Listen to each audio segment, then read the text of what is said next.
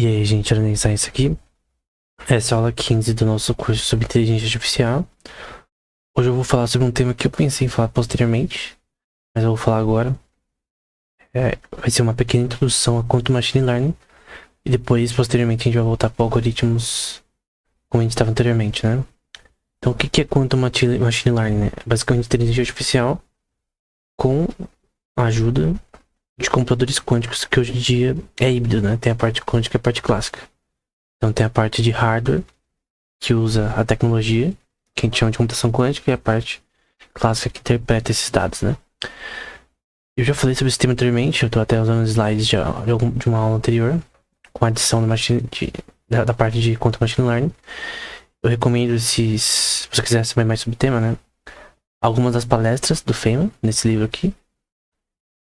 Esse livro que é um pouco mais recente com relação à computação quântica como um todo. Esse do Scott Aronson, que explica o tema de uma forma bem completa, e até outros associados à complexidade computacional. O Theoretical Minimum, de mecânica quântica, do Susskind e do Friedman. Recomendo também o dele de mecânica clássica, que também é muito bom. E a introdução à mecânica quântica do David Griffiths e do David Binney, né? Obviamente todos aqui são livros para você entender o básico com relação a esse tema. Aí você pode falar, mas por que eu tenho que aprender física quântica? Porque esses livros são de física quântica para estudar sobre computação quântica, né? Eu creio que ajuda. Não necessariamente você precisa saber tudo sobre física quântica para entender esse tema, mas eu creio que ajuda. Para mim, por exemplo, eu não consegui entender os cursos anteriormente que eu fazia no tema, porque, querendo ou não, você precisa conhecimento básico sobre mecânica quântica para entender o que está acontecendo aqui, né? Que não vai ser o caso aqui. A gente vai focar apenas na parte de computação em si. Então, o que é em si computação quântica, né? Qual que é a jogada, né? É basicamente uma forma de você usar os spins, que são as rotações de partículas, e representar como zeros e uns.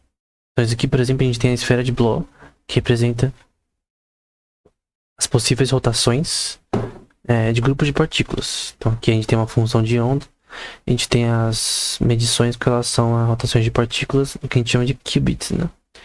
Isso que é a unidade de processamento nesse contexto. E basicamente a gente tem rotações que a gente deve definir usando cosseno e seno nesse contexto, né? Que basicamente vai definir para que parte esse θ vai mudar de posição. Tem esse ângulo θ vai mudar conforme a diferenciação de posição nesse contexto, que é definida, né? Usando seno, cosseno e números complexos, né? Por isso tem esse i aqui. Por que números complexos aqui? Porque você representa, por exemplo, tridimensionalmente esse θ. Então a posição do qubit, né? Nessa esfera. Então você tem que representar ele em 3 dimensões, né? E essas rotações são feitas com números complexos para você representar como essa daqui muda, né? A posição ao longo do tempo. É bem mais simples de ver no sistema de programação quântica da IBM, né? Do IBM Quantum Computing plataforma, né? É basicamente isso aqui uma representação das rotações dos qubits. E aí a gente tem aqui, por exemplo, essas rotações acontecendo, e a gente quer a função de onda com relação a essas rotações. Então são grupos de rotações de partículas que definem a função de onda que a gente tem, definida de novo como um seno e cosseno com relação à posição dessas partículas, e o vetor com relação às partículas em si, né? Que no fim são representadas de forma matricial, né? Então essas matrizes representam as posições dessas partículas ao longo do tempo. Então você tem diversas matrizes que se chamam de matrizes de Pauli para rotações. Então esse sigma x, y, z são o grupo de rotações que essas partículas podem ter. No fim, uma posição na esfera de Bloch que a gente viu anteriormente, né? Então a gente pode ver o grupo dessas rotações aqui gerando a identidade, né? Que é definida matricialmente dessa forma. E a gente tem também a tabela de Cayley com relação a rotação em si. Vai ver que, por exemplo, sigma x com sigma x dá identidade, sigma y com y da identidade, que é esse daqui, né? Que é ela mesma. E também quando você junta, por exemplo, SX com SY, ele vai dar SZ e assim sucessivamente. Lembrando que esse I aqui representa números complexos, que é usado para a gente representar as rotações aqui. Então eu consigo representar assim tridimensionalmente a posição das partículas, é só isso, ao longo do tempo. E aqui são as diversas portas, não tem todas aqui. Então lembra as portas lógicas de programação normal? Programação não, de circuitos da computação clássica. Aqui a gente tem a mesma coisa. É sempre com matrizes. Então tem matriz, a porta lógica de Pauli, XYZ, a de Hadamard, que é bem conhecida. A S, P e essa T, que é esse pi sobre 8, que também é uma rotação naquela esfera de Bloch. E basicamente essas portas lógicas são usadas na parte de programação. Então quando você vai, por exemplo, na plataforma da IBM quanto Experience, que eu até vou mostrar uma imagem depois, você pode programar tanto no código quanto também usando a própria imagem dessas portas lógicas, né? Então o algoritmo ele é usado usando a sequência dessas portas lógicas para criar esse algoritmo em si, que no fim são representados de forma matriciais, né? Outras portas lógicas são a controle de NOT, que também é usada na própria parte de programação. É muito simples quando você vai usar na prática, né? A swap gate e a controle Z gate, sempre de forma matricial, e a toFor gate também. Então, todas são portas lógicas, então tudo isso daqui são usados no algoritmo em si. E como que funciona a parte prática, né? Como que isso funciona? Isso veio de um paper, de um artigo de Stephen Wisner, lá para os anos 70, que demorou para ser aceito em si. Por isso que alguém... O paper dele é de 1980 e pouco, né? Alguém pode dizer que ele não foi o primeiro a descobrir isso, né? Mas ele já tinha tentado publicar o paper, tipo, uns 10 anos atrás. Então, em ordem de quem descobriu, de descoberta, o Stephen Wisner foi o que propôs inicialmente isso, né? Então, foi num paper chamado Conjugate Coding que ele sugeriu que a gente poderia usar a função de onda, né? Os spins, né? Que são as rotações de partículas. E como elas agem de forma ortogonal, ou seja, quando elas estão em entrelaçamento quântico, né? Quando você mexe em uma, mede uma, a representação na outra vai ser o contrário. Então, porque essa partícula está apontada para cima, a outra vai estar para baixo. Ou ela está para direita e a outra vai estar para esquerda. E assim sucessivamente, conforme o tipo de partícula que é, né? Se é um fóton ou elétron, tem diversos tipos de arquitetura de computação quântica que usam sistemas diferentes, né? Mas tem os photonic qubits, né? Que usam fótons, por exemplo. Entre outros sistemas para controlar nesse contexto. E usa uma coisa chamada lattice, que vai ser um grupo de partículas entrelaçadas, né? Por entrelaçamento quântico, porque elas são conectadas entre si, né? Mas esse spin, por ele ser ortogonal, né? Porque um sistema dá o resultado contrário, é um sistema binário. Então, quando eu meço uma partícula entrelaçada com outra, dá sempre contrária. E assim você pode representar em zeros e uns. Ele teve essa ideia, que inicialmente parecia maluquice, né? E hoje é um tema extremamente importante, né? Depois outros caras começaram a publicar papers no tema, como Paul Benioff, o próprio Feynman, que eu citei anteriormente. Foi um dos primeiros também a falar sobre isso. Jose Yamaguchi e outros também, mas David Deutsch. Mas ele foi o primeiro, né? Então é isso que é computação quântica. Você usa os spins das partículas como zeros e uns. Só que é muito mais difícil do que parece, né? Por coisas como teorema da não clonagem, coisas do tipo que a gente pode falar posteriormente. Mas eu já falei em outro vídeo, já. Esse é o modelo padrão de partículas. Cada um tem o seu spin diferente, né? Normalmente 1 sobre 2 aqui, por exemplo. E aqui, os fótons, por exemplo, o spin dele é 1. É dado como 1. E aí você tem aqui os quarks, os leptons e os bósons, né? E os quarks, eles fazem todas as partículas como um todo. Não se sabe se tem uma partícula ainda mais fundamental que os quarks, mas a conexão entre eles faz os elétrons, os muons de todas as outras partículas, né? Os bósons como um todo. Você tem o elétron e o contrário dele, por exemplo, que é o eletroneutrino, o muon, e o contrário dele, que é o muon-neutrino, e assim contava também. São partículas aí fundamentais também.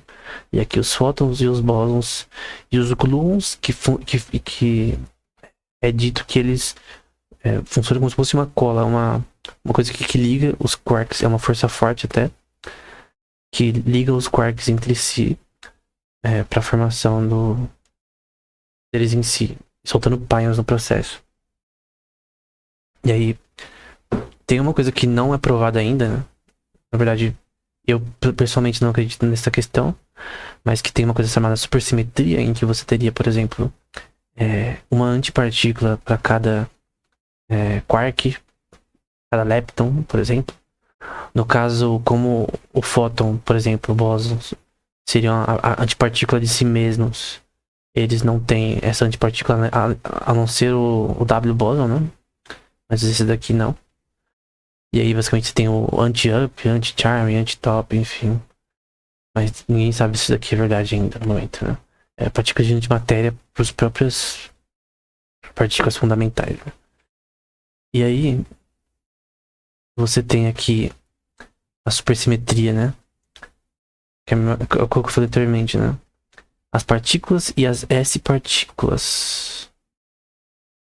No caso, tem o top quark, S-top, boson quark, S-boson. E na verdade, isso aqui que é a supersimetria em si, né?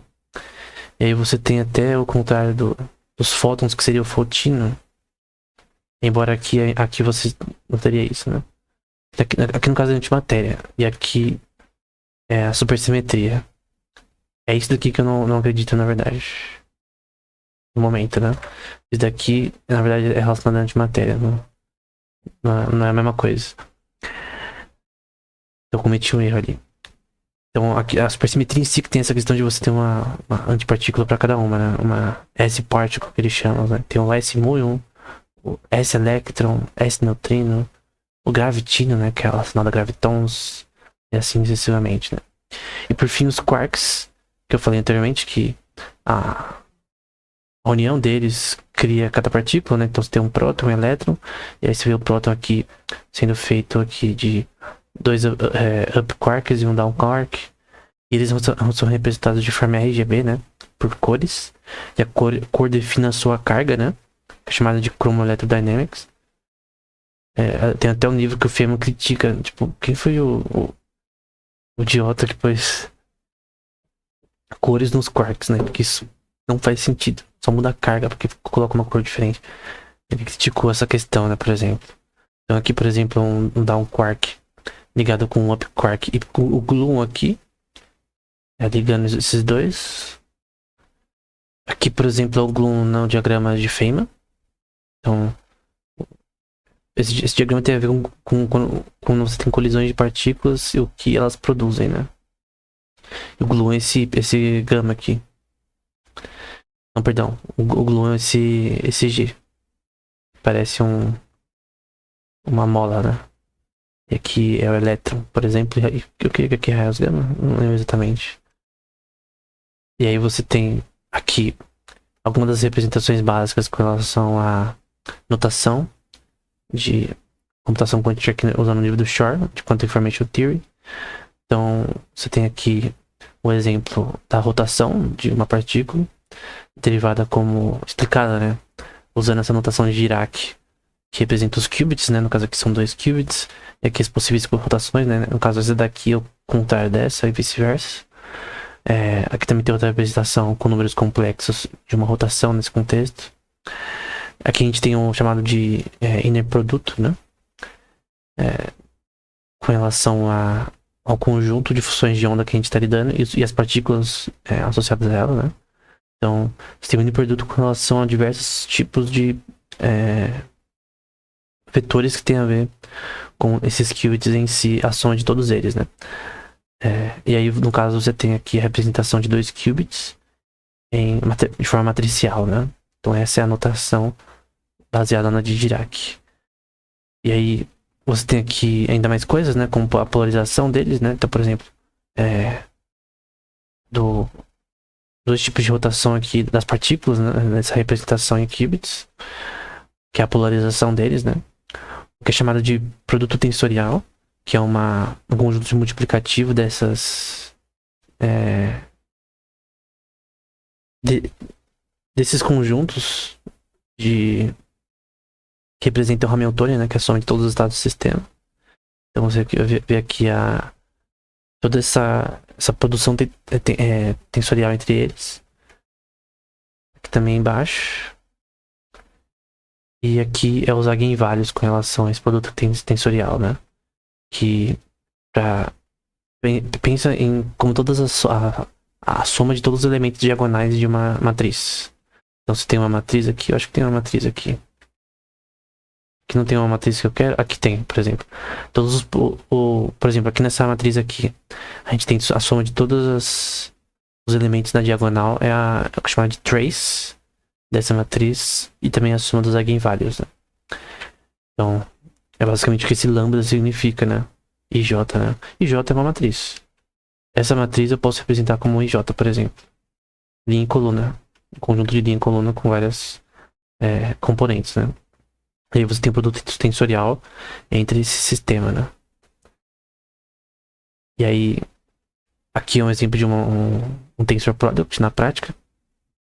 Então você tem literalmente um conjunto matricial com outro conjunto matricial. E essa representação é só para você não ter que desenhar tudo isso daqui. Então essa representação no fim significa tudo isso daqui. É o produto tensorial multiplicativo entre essas matrizes, né? Então é isso que significa essa parte aqui. Lembrando que todas as coisas que a gente está vendo, no fim, são representadas com vetores e viram matrizes, né? Então isso é muito importante. Na computação quântica, a matriz é extremamente importante. Entropia de von Neumann, né? E eu lembro de uma aula de matemática, né, no ensino médio. Acho que era no segundo ano do ensino médio, ou primeiro. Que meu amigo, ele olhou pra lousa, né? Aí ele falou: pra que eu vou ter que aprender esse negócio de matriz que eu nunca vou usar isso na vida, né? Aí eu pensei, né, comigo, né, na época. É verdade, né? Por que eu tô aprendendo essa merda? Porque na época eu não tava nem aí pra estudar, né? Eu só jogava bola e videogame, né? Jogava futebol e videogame. Eu pensava, eu olhava pra lousa, né? Eu falava, pô, mano, você tá certo, cara. Eu nunca vou usar essa merda na vida. Tipo, eu pensava comigo mesmo, né? Na época, né? Uns anos atrás. Eu posso usar qualquer coisa que eu aprendi aqui, menos matrizes. E no fim, é a base de toda a ciência da computação, né? Em vários aspectos, né? É álgebra linear, né? Então nem sempre que você aprende, né, na escola é inútil no futuro, né? E aqui o que a gente tem é a entropia de von Neumann. Então, a básica, na formulação clássica, a gente tem a entropia de Shannon, que é mais ou menos o que a gente pode representar como a soma de todos os estados de um sistema, de entropia de um sistema, o quanto esse sistema é caótico, quanto informação tem nesse sistema, que é dado pela soma por exemplo, se a gente for falar de partículas, é a soma de partículas vezes o logaritmo dessas partículas. Aí você tem a entropia de Shannon, né? A quantidade de informação, de incerteza nesse sistema. Quanto maior, mais informação, mais incerteza a gente tem nesse sistema. A gente tem mais informação. Mas é uma definição de quantidade de informação também. E aí a gente tem entropia de von Neumann. Então, se a gente tem entropia de Shannon para um estado clássico, a gente tem que ter para um estado quântico. Só que como um sistema é diferente, a gente precisa de uma forma diferente de medir isso. Para medir a quantidade de informação. Então, para mim, isso é extremamente importante. Que foi dada por von Neumann inicialmente, que vai ser o trace, que é a soma de todos os eigenvalhos com relação ao conjunto matricial, que é denotado por essa letra que se chama em inglês, acho que eles chamam de rho, mas tem o som de P no grego. E aí é a mesma coisa, só que você faz o trace, a soma de todos os eigenvalhos das matrizes com relação ao que você tem no sistema, né? Na parte que também tem um exemplo mais prático, aqui vai falar, não é difícil achar um sistema bipartite puro em matrizes de densidade, PA e PB. São as partes que tem rank igual do espectro igual de eigenvalhos que não são zero, né? E aí você tem aqui a função de onda e a soma de todos os eigenvalhos, que é esse lambda, com relação ao produto tensorial de conjunto de qubits. Então no fim aqui você tem essas matrizes que vão ser formadas, né? Então, produto tensorial. E aí vai gerar, no fim, isso daqui. E aí você quer pegar o trace, que é todos os elementos da diagonal de tudo isso daqui. Pra que você quer fazer isso? Porque você vai precisar, na parte de algoritmos, disso pra você conseguir usar os dados usando computação quântica. Então é uma parte extremamente importante. Até por isso que eu tô mostrando. Então, no fim, você tem a soma de todos os eigenvalues com relação a esse produto tensorial. Então, essa entropia de von Neumann. E aqui, que seria o trace, né, na prática. Então, por exemplo, eu tenho aqui uma matriz, e vamos supor que a gente ponha valores nessa matriz. A soma de todos os eigenvalues vai ser só os elementos na diagonal. Então, por exemplo, A11, A22 e A33, que vai ser 1, 5 e menos 5. Aí você soma isso daí e vai dar 1. É isso. Parece simples, porque é simples, né? E a gente faz isso na parte do código dessa forma. Então, usando NumPy, que é uma library no Python. Então, você tem uma matriz, é a mesma matriz de antes, não muda nada. E aí, eu até fiz um vídeo mostrando esse algoritmo anteriormente. E aqui o resultado vai ser o trace dessa matriz A. E aí, no caso, o resultado vai ser 1. Então, é a mesma coisa, né? É a soma de todos os eigenvalues. Aí aqui eu baixei uma ferramenta chamada Qtip e fiz isso para um objeto quântico, né? Usando uma library focada nisso, né? Em Python. Então, aqui no caso é uma variável randômica e foi atribuída esse objeto que é relacionado a essa library de computação quântica que gerou esse conjunto matricial aqui. E aí foi aplicado o trace de forma normal. E aí você tem o trace de toda essa matriz que vai ser isso daqui. Então, parece algo simples, mas é extremamente importante. Então, para eu entender a informação num contexto quântico, eu preciso do trace. Que nem a gente viu aqui na entropia de Shannon e na de von Neumann. Então, no caso, dá pra ver que é possível fazer isso até somente com Python. Já consegue fazer isso. Tem um vídeo no canal que eu mostrei como fazer isso na prática, entre outras coisas, né? Beleza. Agora a gente vai pra parte de quantum machine learning em si. Um dos principais pesquisadores nesse tema é a Marie Schud. A primeira vez que eu vi sobre esse tema foi num curso do edx.org, eu não lembro de qual universidade, mas a Marie Schud deu uma das aulas, né, do final do curso. E basicamente ela é uma das principais nesse tema, né? Creio que ela trabalhava, não sei se ainda na Xanadu, que é uma empresa de computação quântica.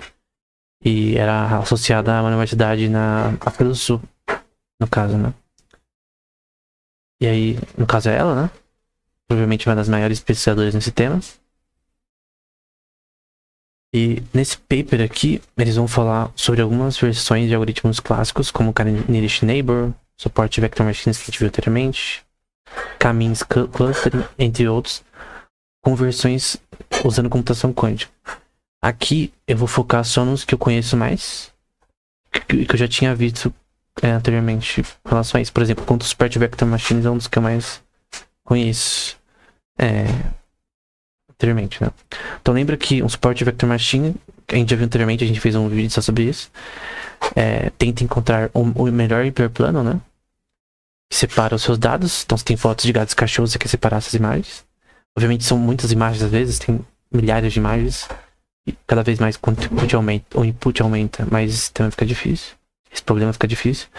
E a gente quer achar o melhor discriminador de hiperplano que tem uma distância máxima até os mais próximos pontos de dados, né? Então, a distância máxima entre o suporte vectors, que são esse W, e vetores, o bias, e o conjunto de vetores em si. Os dados em si, né? E aí, o que a gente quer usar nesse caso aqui, na parte quântica, e lembra que a gente tem o trace aqui? Lembra aquele trace que a gente viu anteriormente? Então a gente vai ter o kernel dessa matriz de inner produtos, que vão ser, no caso, o que a gente viu aqui, né? Então lembra que o inner produto ele é definido dessa forma, e aí ele vira um conjunto matricial, quando você faz na parte tensorial, que também é importante. E aí, no caso, Se a gente voltar aqui, a gente vai ter os vetores em si, K, vai ter um conjunto matricial com grupos de vetores e matriz. Então esse X com I e J aqui vai ser um conjunto matricial de vetores, que vai estar aqui como N-produto. Então é um conjunto matricial, que como a gente viu anteriormente, é um conjunto de matrizes. O N-produto e o outro conjunto de vetores. E a gente quer, no fim, saber o trace de tudo isso, né? Que no fim deve ser definido como o conjunto de vetores dividido pelo trace desses vetores. Conjunto de vetores futuro com relação ao trace desses vetores, né? Eles também usam uma coisa chamada cross operators, né? Na física quântica é associada com operadores de aniquilação, né? E criação. Então, no caso, quando a gente tem essa cruz, são operadores de aniquilação e de criação, e no caso eles se completam, né? Se você associar o cross operator um com o outro, eles são simétricos. E aí, no caso, eles vão usar aqui no contexto de probabilidade. Então, o rho aqui deles vai ser definido como a soma dos cross operators desse sistema. O que é chamado de complexo conjugado é outra parte, a soma de tudo isso. Essa parte, querendo ou não, tem a ver com... A razão dela existir tem a ver com física quântica. Eu, por exemplo, eu só descobri não sei que ano que eu vi sobre isso pela primeira vez, há um tempo atrás, por causa dos cursos de computação quântica e dos livros, né? Então, de física quântica. Então, meio que tem coisas que talvez o livro seja muito bom de computação quântica em si, mas se você não estuda a física em si, você vai ter coisas que vão aparecer que não vão ser explicadas de forma total, né? Então por isso que é tão importante você aprender ambas as coisas, né? Então a probabilidade de obter o estado do sistema vai ser essa daqui, e no fim vai ser dada pelo trace desse sistema. Aqui um exemplo. Criei aqui de Hidden Markov Models. Hidden quanto Markov Model. Então a gente viu uma parte de Support Vector Machines. Agora é um modelo chamado Hidden quanto Markov Model. Você viu Markov, então já pode esperar uma coisa, né? Que a gente já viu no curso. É um processo markoviano. Então tem estados, tem observáveis nesse caso, né? Que então aqui são os estados, aqui observáveis, tem a questão temporal. E o Hidden Markov Model, na versão clássica, é basicamente uma sequência de estados markovianos. Então você tem uma sequência de estados markovianos e observáveis com relação a esse contexto. E aí, esse é um algoritmo, tá? O que são Hidden Markov Models? Então a gente já foi do Support Vector Machines para Hidden Markov Models. Eles são modelos de sequência, ou seja, dada uma sequência de entradas de input, né, como palavras, ele vai calcular a sequência de saídas do mesmo comprimento. É basicamente um gráfico onde os nós são distribuições de probabilidade sobre os rótulos, e arestas fornecem a probabilidade de transição de um nó para outro. Então as arestas são um gráfico, né? A gente chama de grafo na teoria dos grafos, que são as vértices entre esses sistemas, né, das observáveis com relação aos estados e a questão temporal. Então, é um algoritmo de machine learning, né? Eu gostei dessa imagem porque ela mostra visualmente, é sempre bom ver imagens, né? Quando a gente fica só em equações, a gente não consegue entender as coisas. Então, aqui um exemplo em que você tem o chip quântico, né, a parte física de hardware, que você olha naquelas imagens legais de computador em si, quântico em si, supercondução da vida. O kernel, que vai representar a imagem gerada nesse sistema, que é usado em Support Vector Machines. Então é importante para nós. Também é usada em Convolutional Neural Networks. E modelo de predição. Isso daqui, gente, é muito simples. Você tem basicamente a estrutura do computador quântico em si, não importa qual seja a arquitetura, e você vai usar ele e quanto machine learning definido dessa forma. Tem até um curso da IBM. Eu não lembro exatamente o nome do canal, mas é um canal da IBM só sobre computação quântica. E basicamente tem um curso lá que é sobre quantum machine learning, né? E uma coisa que fica clara para todos os professores, que são vários que participam, até Maria Schude também participa da aula final, essa questão do que o que Quantum Machine Learning faz é basicamente ter um sistema de computação diferente, a computação quântica, que vai acelerar ou fazer uma forma de algoritmo que é mais rápida, mais eficiente, que vai ser interpretada de forma clássica e que vai fazer aquele problema ser resolvido de uma forma melhor. Não são todos os problemas que são resolvíveis com Quantum Machine Learning. Então não é uma, tipo... Descobrimos como resolver todos os problemas na química, na física, na farmacologia, que é extremamente importante ter algoritmos que tentam simular kineticamente se uma droga, se um remédio funciona, por exemplo. Basicamente você tem problemas que são resolvíveis sim melhor pela computação quântica, pela algoritmos de Quantum Machine Learning, como Quantum Support Vector Machine, mas tem muitos problemas que são resolvidos melhor de forma clássica e com inteligência artificial clássica. Então, não necessariamente todos os problemas são mais fáceis de resolver usando Quantum Machine Learning, né? E que no caso esses triângulos são novos inputs e inputs treináveis.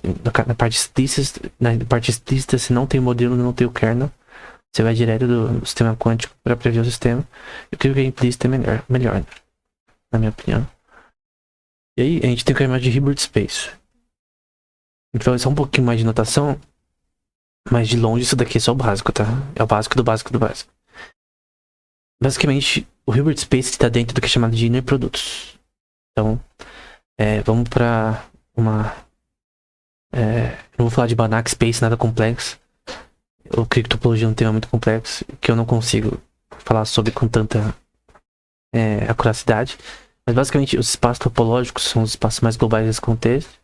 Por exemplo, um torus ou uma esfera com um gênus, por exemplo, que é um buraco normalmente. São estruturas topológicas que são definidas de forma... como, por exemplo, tem sistemas topológicos que são da categoria smooth, que você consegue fazer equações diferenciais, achar geodésicas continuamente nesse sistema. Aí tem sistemas métricos, né? São associadas a até uma área da matemática que é sobre... eu não lembro o nome exatamente, mas acho que é sobre métricas, né? É sobre você definir, por exemplo, a métrica de Lebesgue, né? Que você pega, por exemplo, diversos tipos de integrais e tentar saber definir medidas de espaço. Forma de distância, por exemplo. Que a gente vai para sistemas de vetoriais, espaços vetoriais, e de produtos, inner produtos, que é o que a gente lida em computação quântica. Que a gente viu anteriormente o inner produto, que é usado nas equações, né? E dentro desse inner produto a gente tem o que é chamado de Hilbert Space, que é no contexto de computação quântica, são a soma de todos os estados do sistema. Com todos os estados do sistema a gente tem o Hilbert Space, a soma de tudo, né? Mas que está dentro do espaço de vetores e de inner produto, né? Esses vetores. E a definição aqui é um espaço de Hilbert é um espaço vetorial completo com um produto interno definido por uma norma, né? Que eu já mostrei anteriormente que é norma. Então você vê os vídeos anteriores já definidos. Ele pode ser representado por espaços como L2, que consiste em sequências de módulo ao quadrado somáveis de números complexos, que consistem em funções de módulo quadrado integráveis, mensuráveis de Lebesgue e de valor complexo, que definem, principalmente nesse contexto, que a gente tem uma esfera de Bloch, que a gente tem rotações nesse contexto, a gente tem um contexto matricial que representa rotações de partículas, a gente tem um espaço que a gente pode representar a função de onda que comprime todas as rotações de partículas, que a gente está tentando entender. Ou do que a gente está produzindo na prática. Uma função de onda, por exemplo. Esse é um exemplo da Lebesgue Measure, né? Então você tem um set aberto, com soma de dois parâmetros, AK e BK. E a Lebesgue Measure desse set, que contém essas coisas, esses elementos, né? Um set é basicamente uma caixa com vários elementos. A soma de todas essas... esse sistema BK menos a parte A. É um mensuramento não de distância necessariamente, mas de... não sei se continuidade é uma palavra correta. Mas é uma formatação de entender o espaço métrico de um sistema que poderia ser um sistema topológico, por exemplo. É uma métrica. E basicamente o que a gente tem na computação quântica, aqui, por exemplo, o N-produto. Você tem um complexo conjugado desse produto aqui, que basicamente quer dizer que a gente tem um sistema simétrico. E aqui a gente tem vetores que acompanham agora ele. A gente pode somar esses vetores. E a simetria deles diz que o produto deles vai dar zero. Como a gente vê aqui. Então isso aqui é igual a isso daqui. E aí basicamente a gente tem aqui a representação matricial desses vetores com relação à função de onda que a gente tem. Então aqui vai ser uma função de onda na física. Tipo, por exemplo, pode ser pares EPR. Então, duas partículas entrelaçadas com entrelaçamento quântico. A gente tem a soma de conjuntos vetoriais que representam os estados desse sistema. No fim vão representar o hamiltoniano. E a gente tem... isso aqui é uma só, a gente tem um grupo agora matricial que representa a soma de todos os estados desse sistema. E aí a gente tem a questão: qual que é mais forte? A computação quântica ou a clássica? A gente tem, por exemplo, aqui o BQP, que na teoria da complexidade computacional é uma classe de complexidade relacionada à computação quântica. Os algoritmos clássicos, né, que é chamado de BPP nesse contexto, e algoritmos de inteligência artificial, né? Então, qual classe é superior? A gente pode dizer que tem classes de problemas que estão na BQP, que são resolvíveis de forma mais eficiente com computação quântica. Quais? Fatorar números primos, com o algoritmo de Shor. Descobrir colisões em hashes, em banco de dados de hashes, como o algoritmo de Grover. Tem vários contextos que computação quântica é mais rápida. Tem coisas que o algoritmo clássico é mais rápido. Tem coisas que a inteligência artificial é mais rápida. Então, uma coisa que Scott Aaronson fala bastante, que para mim é o principal herói aí na computação quântica, o ponto principal é que tem problemas que são melhores resolvidos por cada área. Enquanto machine learning é a mesma coisa. Tem coisas que podem ser resolvidas talvez melhor por conta do machine learning, por usar sistemas computacionais que usam computação quântica para gerar resultados melhores. Mas não necessariamente todos os problemas são resolvidos melhor dessa forma. Né? Então a gente tem um exemplo da parte de uma formulação mais específica. A gente tem, por exemplo, o P, que são os algoritmos que hoje em dia rodam em na classe polinomial. Ou seja, a gente consegue achar um algoritmo que é rápido para resolver um problema conforme o input aumenta. Então, vamos supor que gerar mapas em Minecraft, ele na classe P. Eu acho que não tá, porque dependendo da resolução e da quantidade de coisas que você tem no mapa, eu creio que vira LP hard. Que aí você pode ter uma melhor placa de vídeo, você não vai conseguir rodar aquilo no Ultra, porque tem muita informação. Então, quanto mais aumentou o input, né, a quantidade de polígonos por segundo, por frame por segundo, mais fica lento o seu PC. E não há capacidade computacional que resolve. Porque não tem um algoritmo de optimização. Né? Porque os jogos têm aquela questão de você otimizar a experiência da pessoa com o PC da Xuxa, né? Com o PC da Bic, que é ruim, né? Enfim.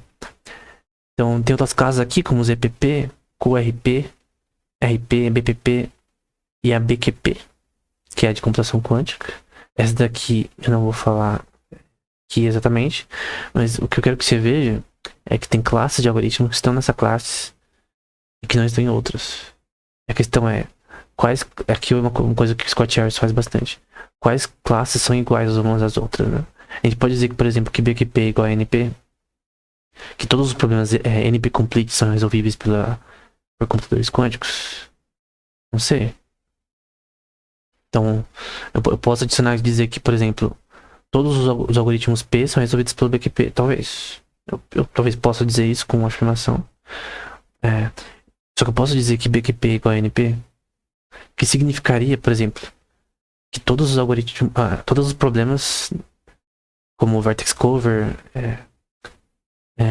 caminho de Hamilton, o problema do caixeiro viajante, que são considerados NP-hard, NP-complete, que a gente sabe que tem uma solução para ele, a gente não achou essa solução.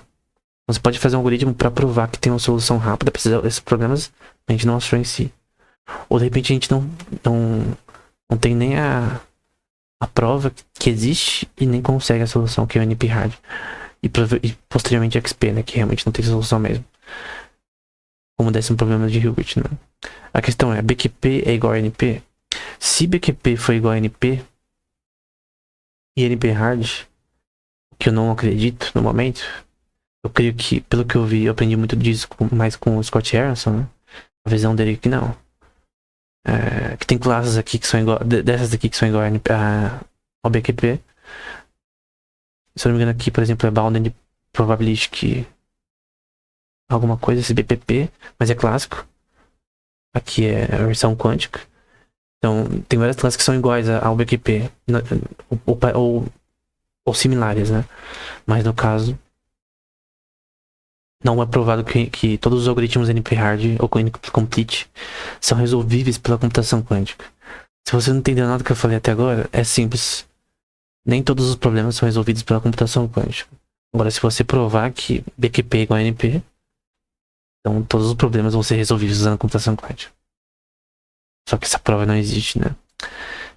Outra imagem desse paper aqui embaixo, que é associada à computação quântica versus clássica, né? Então você tem aqui algoritmos clássicos de inteligência artificial que prevêem problemas de forma melhor ou similar ao Quantum Machine Learning. Então, você pode ter visto esse vídeo e falar, nossa, então quer dizer que Quantum Machine Learning, inteligência artificial com computação quântica é o futuro. É o futuro, mas não necessariamente significa, porque isso daqui é uma coisa dos axiomas em si da matemática, né? Então, necessariamente, isso significa que não importa quanto avança a computação quântica, ainda assim a computação clássica vai ganhar alguns contextos. Entendeu? Ou computação neuromórfica, enfim. Aí você tem aqui, por exemplo, a dimensão de teste para quantum space, né? E aí tem a minimização aqui de um trace de observáveis. E ele tá mostrando aqui, mesmo para um oráculo quântico, né? Que é chamado de Oracle. Você tem um algoritmo clássico de inteligência artificial que pode aprender a resolver esse problema. Então, o mesmo problema que a gente está dizendo da parte quântica pode resolver para a questão clássica. Ou a computação clássica falha e a computação quântica também falha, por exemplo. Enfim, são possibilidades, né? Mas a questão é, tem problemas que a computação clássica é melhor. Ponto. Por exemplo, com relação à predição de proteínas, a gente tem o algoritmo clássico, usando inteligência artificial, usando o aprendizado supervisado, que resolveu o problema. E prevê o envelopamento de proteínas. Então, a questão é, pode ser feito de forma quântica melhor? O que foi provado é que fatoração de números primos é melhor que computação quântica. Pelo algoritmo de Shor. Só que não foi realizado. Então, ninguém fez isso. Ninguém destruiu a RSA, né? Que é a chave de criptografia assimétrica, né? Mais famosa atualmente, chave pública.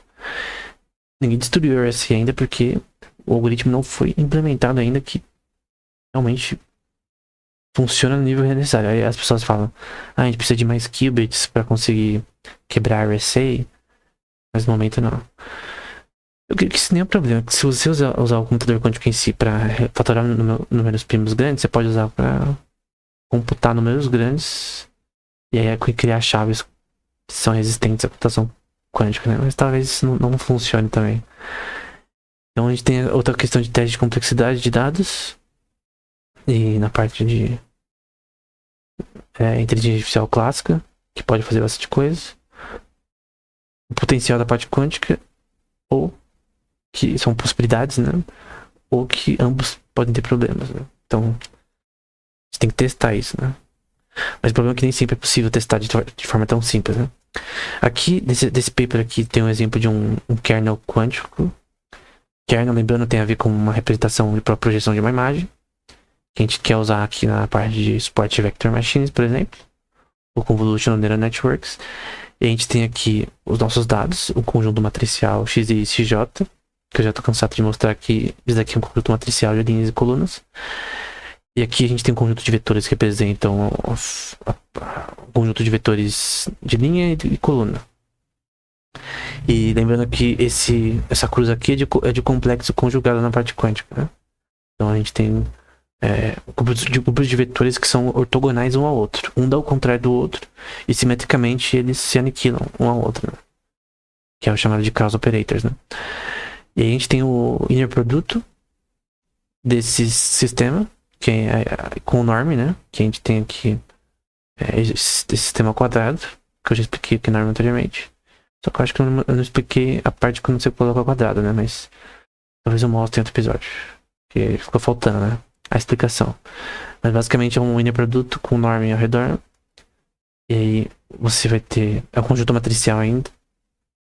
A soma de todos esse sistema e o produto tensorial nesse sistema, que é o que é chamado de future map, que é o conjunto de dados que vai ser usado para suporte vector machines. Tem toda uma preparação dos dados para eles serem usados em si, diferente da computação clássica, né? Então o future map vai ser isso, vão ser os dados que eu tô querendo usar. Vamos supor que eu quero simular a foto de gatos e cachorros, que o azul é cachorro e o rosa é gato. E aí eu quero usar um algoritmo, né? Que se você tá familiarizado com o IBM Context Experience, que eu já mostrei no canal, você pode computar com imagens ou com código, e aí você gera o output final, né? E aqui no caso a gente tem o feature map, a mensuração, aqui é o algoritmo em si, usando diversos qubits, pode ser 5, 10, não importa. E a gente tem aqui a soma de todos os estados nesse contexto, de todos os mensuramentos, que geram tridimensionalmente o resultado. E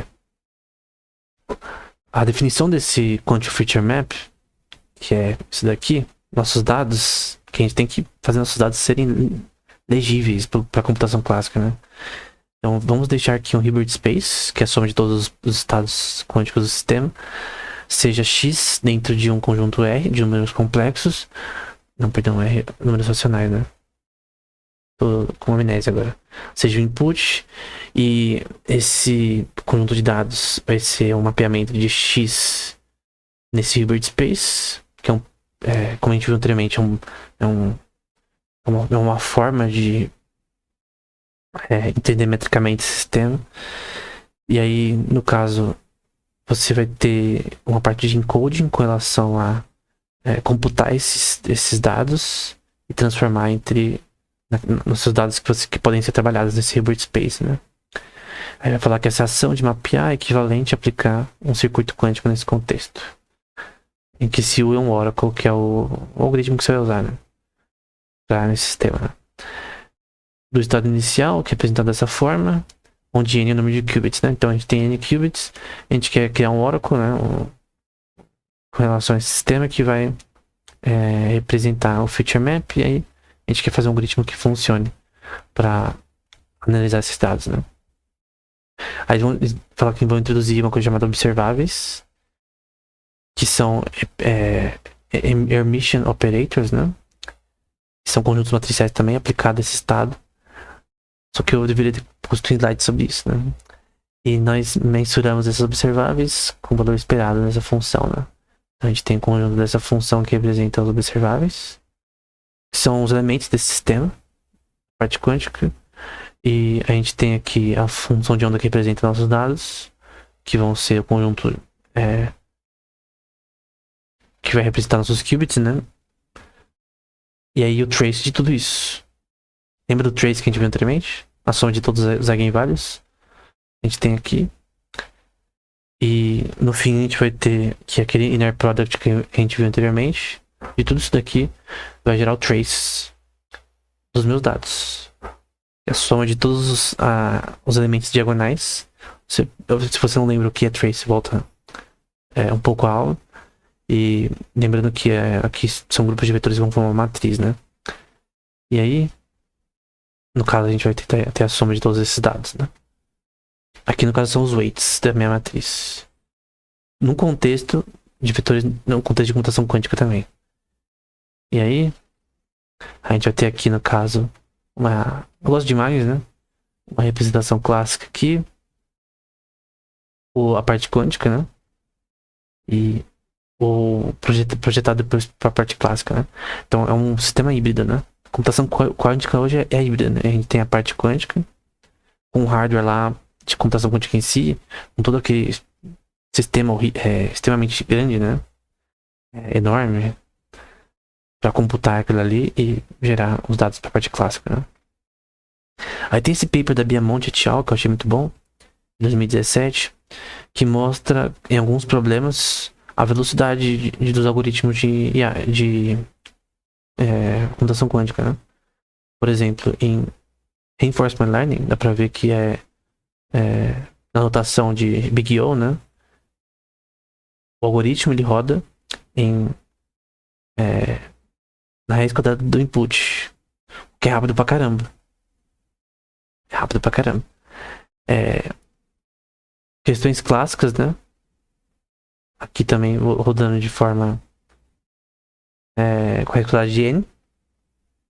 Inferência bayesiana, que teve com probabilidade bayesiana. Outro algoritmo aqui, least squares fitting com log n. E quanto suporte vector machines, que a gente já viu, rodando log n. E principal componente análise, que é um algoritmo de clustering também, log n, né? Que é uma velocidade muito boa. Então, conforme isso aqui tem a ver com conforme o input cresce, o quanto o seu algoritmo continua rápido. E quando você tem a raiz quadrada de n, quer dizer que é rápido pra caramba. Tipo, rápido pra cacete, né?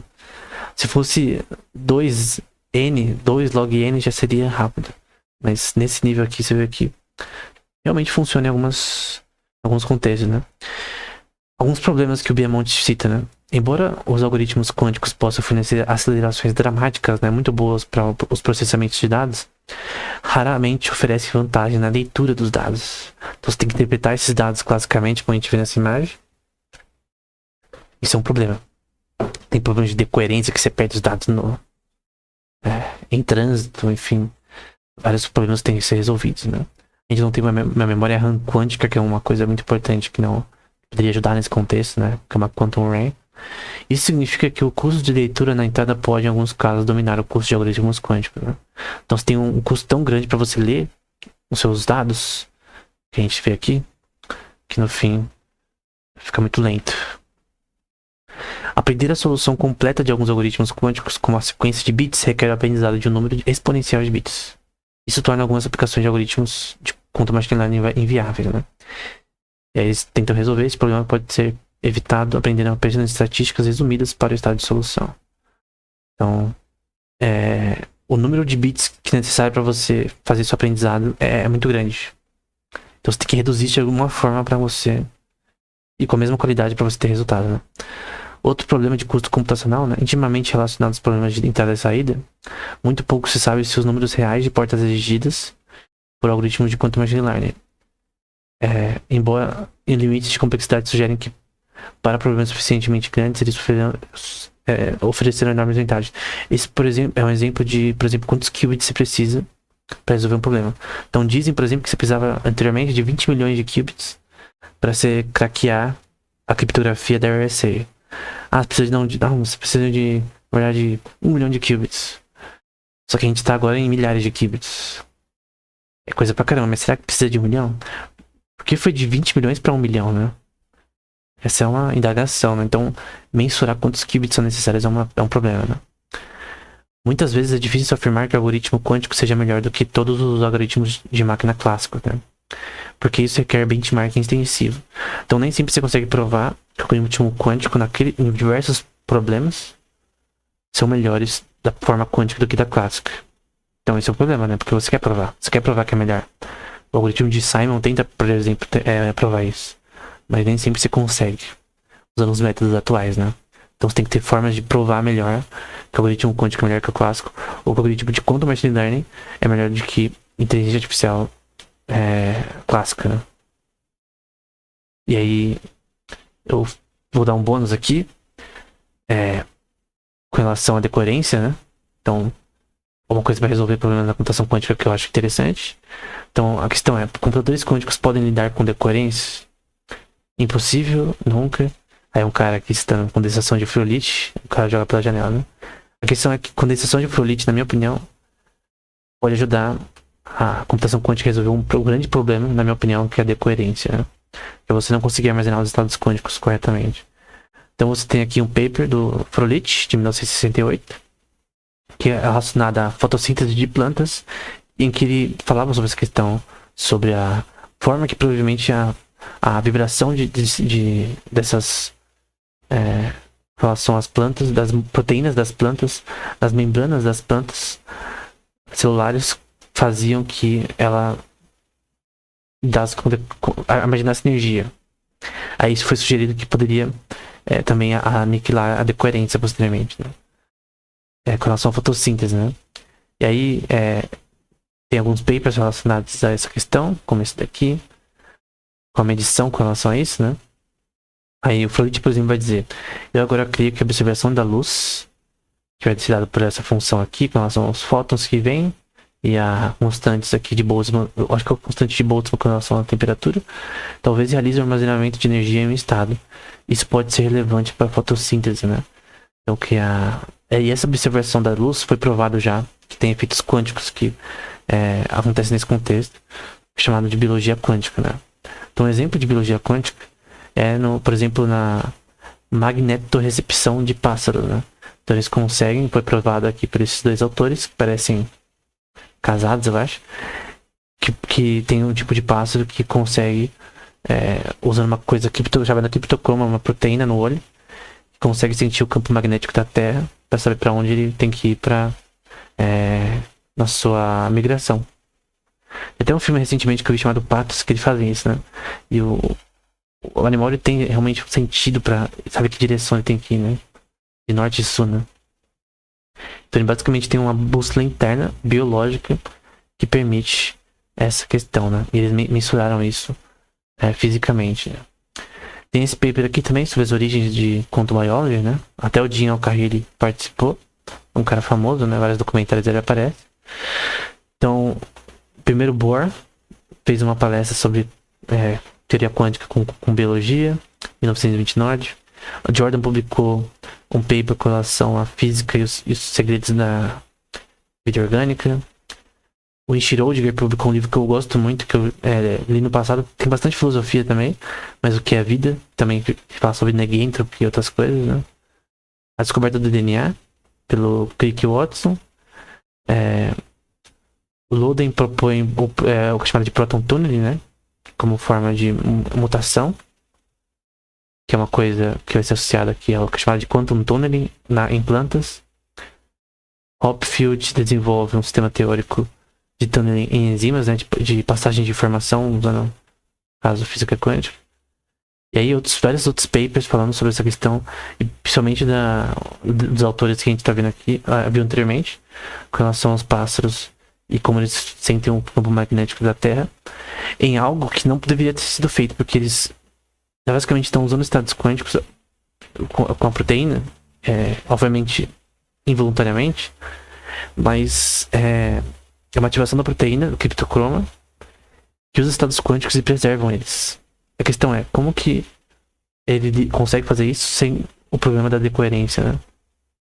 Aqui o Ritz, né, propõe um modelo de compasso quântico no criptocroma da molécula de um pardal, né? Que é o Robin, né? Então, todos esses papers, eles mostraram ao longo do tempo o desenvolvimento, eles mostram, né, o desenvolvimento da biologia quântica, né? E tudo se une no que é chamado de condensação de Froelich, né? A questão é que sistemas biológicos como plantas e pássaros conseguem eliminar a decoerência, né? E que você consegue armazenar estados quânticos. A questão é como a gente consegue fazer o que eles fazem no computador para resolver um problema que vai melhorar a quantum machine learning também. Então, tem esse paper aqui, por exemplo, chamado Efeitos Quânticos na Biologia, na Conferência Solvay de Química, né? E aí, tá aqui falando, por exemplo, sobre sistemas biológicos e quânticos, né? Então, aqui sobre coisas como transferência de energia, transferência de elétrons, transferência de átomos de hidrogênio, tunneling, né? Que é uma coisa que o Freud falava, né? Que é a questão de você passagem de energia, por exemplo, na clorofila da planta, por exemplo, na folha. Então, todas essas coisas, elas são questões que hoje em dia são consideradas verdades, mas que anteriormente talvez não tem tanta, né?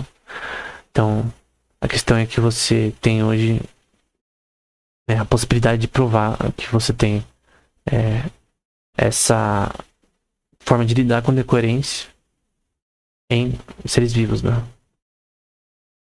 Aqui é um exemplo da absorção de energia na fotossíntese, por exemplo, ao longo do tempo. E aqui é o que é chamado de quantum coherence em proteínas, né? E a questão da condensação de Froelich é que você teria uma vibração nessas proteínas em uma certa frequência que aniquilaria a decoerência. E aí eles conseguiriam, por exemplo, a planta fazer quantum tunneling. Para que ela quer fazer quantum tunneling, né? Para passar informação pela clorofila, né? Da melhor forma para armazenar essa energia ao longo do tempo nela. E basicamente isso seria extremamente importante para fotossíntese e para conversão de energia da planta em si, e algo que ela pode usar para a sobrevivência dela, né? Então basicamente é isso. Tem esse outro paper chamado Quantum Biology, e aqui eu falo sobre algumas questões como olfato, fisão e catálise de enzimas. Então a gente tem aqui, por exemplo, o tunneling na prática, né? Essa passagem de energia nesse contexto proteico. Então aqui é uma estrutura proteica. A gente tem bolsos hidrofóbicos, sistemas aqui. É um sistema químico, né? Um ambiente químico aquoso. Tem uma temperatura certa. Normalmente essas coisas não deixariam, colisões de íons também não deixariam que armazenasse estados quânticos, né? Então a questão, você precisa, para armazenar esse sistema, aniquilar a decoerência. O que é decoerência? É coisas ao redor, perturbações, temperatura, tudo que você pensar, precipitação do ar, umidade, tudo que vai criar um ambiente que vai ser impossível de você armazenar estados quânticos, né? Então aqui, por exemplo, a magnetorrecepção de pássaros, né? Então os spins das partículas e a forma que eles preservam isso para conseguir prever o campo magnético da Terra, né? Então, basicamente isso. Tem esse paper também sobre o futuro da computação de quantum biology, né? E aqui a gente tem, por exemplo, a excitação de transferência de energia na fotossíntese, né? E como ela reage ao longo do tempo, né? Da posição, no caso, eu creio que na clorofila, ao longo do tempo. E como essa passagem de informação de energia ocorre ao longo da posição de onde ela começou, né? Então vai falar que esse pigmento oval de clusters em que tem um ajuntamento excitônico, né? Que é de... falando sobre exciton, que é associado a toda essa questão, onde as setas representam a transferência de energia nessas clusters, né? Então é o chamado de quantum tunneling, né? E a questão é que alguns sugerem que tem essas vibrações nessas proteínas que criam isso daí de certa frequência, né? Que criam essa questão de você ter a possibilidade de condensação de Froelich, né? Você conseguir com vibrações aniquilar a decoerência para conseguir ter a transferência de energia da melhor possível, né? Até esse paper até fala sobre a possibilidade de efeitos quânticos no próprio olfato, né? Então o sistema olfativo da forma que Deus criou é extremamente complexo, né? Em que você tem mudanças específicas até, como por exemplo aqui de deutério e aqui de hidrogênio, que vão mudar o que você sente no olfato de forma bem grande, né? Então, que muda o shape aí do tipo de odor que você vai sentir quando você está cheirando, por exemplo, um coentro ou um tempero, qual que for, né? E a diferença é muito grande, né? Só que se você for pegar de forma molecular, né, você vai ver que vai ter um grande espectro de questões químicas que envolvem a forma que a gente percebe o cheiro, né? Então, computação quântica é possível. A gente tem evidências que mostram que é possível, enquanto machine learning é possível. Então, eu peguei esses últimos slides de bônus de uma aula que eu falei sobre Um cara que é de Israel, no caso, um pesquisador, que ele compete bastante com o Scott Ellison, né? Que por sinal também é judeu. Que fala dessa questão sobre o cara de Israel, no caso, né? Uma universidade lá. Que falava, fez até uma palestra contra a computação quântica. Tem um artigo dele que eu já mostrei no canal. Que ele fala contra a computação quântica. Mas a questão é que funciona.